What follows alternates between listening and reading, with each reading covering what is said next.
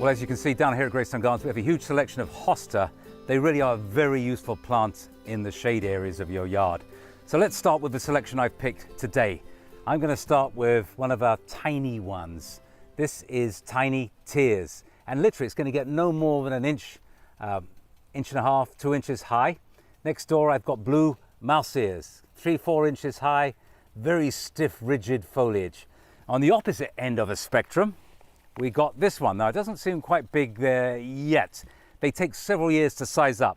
This is Empress Wu.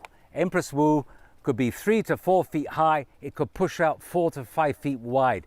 It's a massive soaking up hosta. Fantastic plant, but it is big. You've got to give it room. Little yellow edging ones. Again, the range of colors from yellow through blue, extremely nice. This one, I'm sorry I couldn't get you a bigger specimen. It's called June, but it has that turquoisey color, yellow, green, turquoise color in between. People like these white and green ones. They really do stand out. And this has a real thick leaf, much more than some of the earlier varieties out there.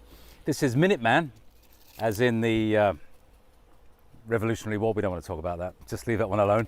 This is one of my favorites. So this is a yellow, and it's probably the brightest yellow I have here at the garden center. It's called Dancing Queen. It does need a bit of shade. If you put it in too much sun, it will bleach out.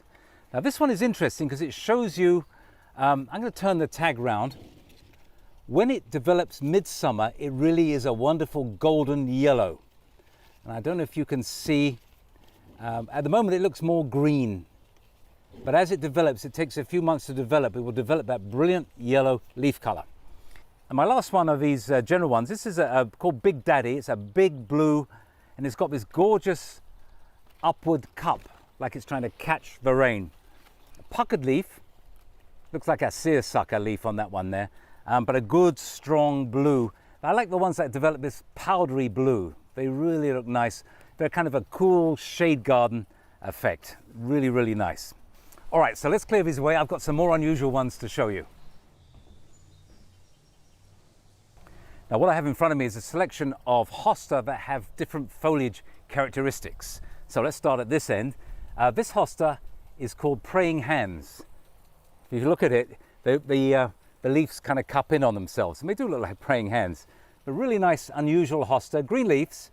Next door is something with a bluey green leaf, but look at that wavy effect. It really is very, very nice. A different texture altogether. This one is called Water Slide. And on a similar kind of narrow leaf, this one is even narrow. This is Stiletto, as in stiletto knife, stiletto heels. Very thin, narrow, little variegation on the end. And now for something a little bit different, this is Crosser Regal. It's one of my favorites. It does this upward kind of vase, like the old elm tree. It goes straight up, then opens up. So it's very useful if you've got a tight space.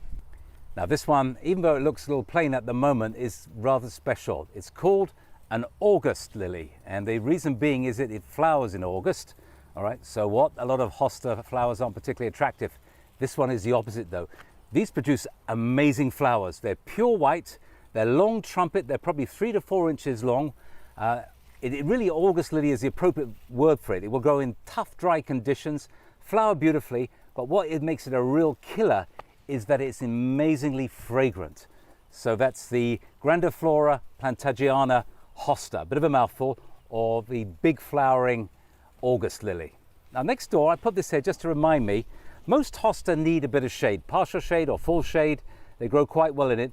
There are a few hosta though that will grow in full sun.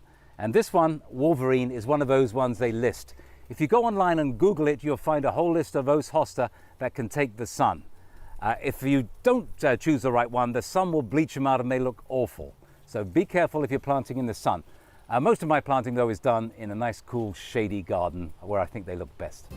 And when we come back, we'll be in a cool shady garden, in fact my home garden, and I've got one of these hostas to plant and show you the technique I do in planting hosta.